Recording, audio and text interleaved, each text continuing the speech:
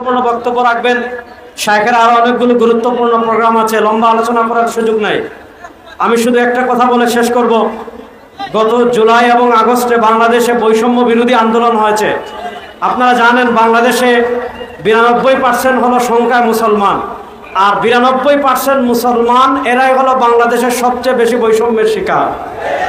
আপনারা দেখেছেন আমাদের দেশে, আমরা যদি ঢাকা ভার্সিটির কথা বলি, ঢাকা ভার্সিটিতে আপনারা দেখেছেন গত রমাদানুল মুবারকে প্রকাশ্যে কোরআন শরীফ তিলাওয়াতের মাহফিলের আয়োজন করতে দেয় নাই, প্রকাশ্যে ইফতার মাহফিলের আয়োজন করতে দেয় নাই।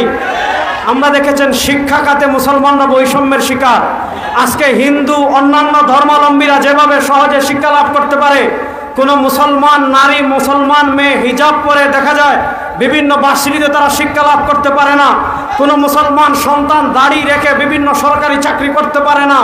মুসলমানরা দাড়ি রেখে সেনাবাহিনীতে অংশগ্রহণ করতে পারে না।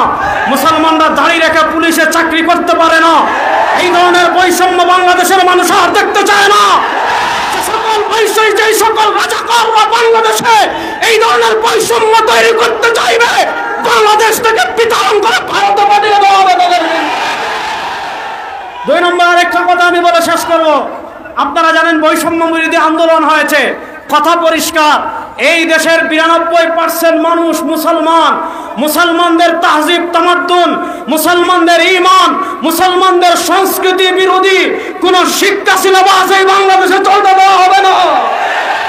পরিষ্কার ভাষায় বলতে চাই, গত চরমোনাই তো আমরা বলেছিলাম আওয়ামী ফ্যাসিস্ট সরকারের উপর কাঁধে ভর করে এই দেশে তারা সমকামিতাকে প্রতিষ্ঠা করার জন্য ট্রান্সজেন্ডার মতবাদকে তারা আমাদের দেশে নিয়ে এসেছিল।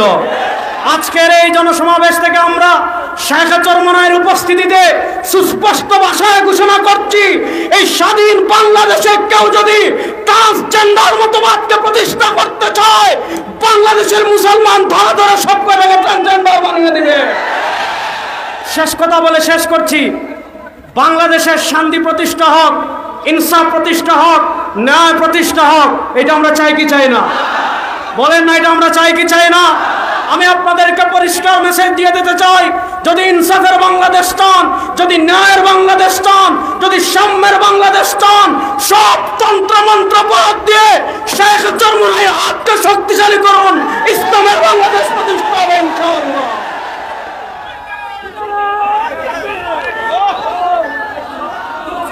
সমাবেত উপস্থিতি, আমাদের আজকের এই বিশাল গণসমাবেশে আমাদের মাঝে উপস্থিত হয়েছেন ইসলামী আন্দোলন বাংলাদেশের কেন্দ্রীয় কমিটির অন্যতম সদস্য জনাব ডক্টর মোহাম্মদ দেলোয়ার হোসেন।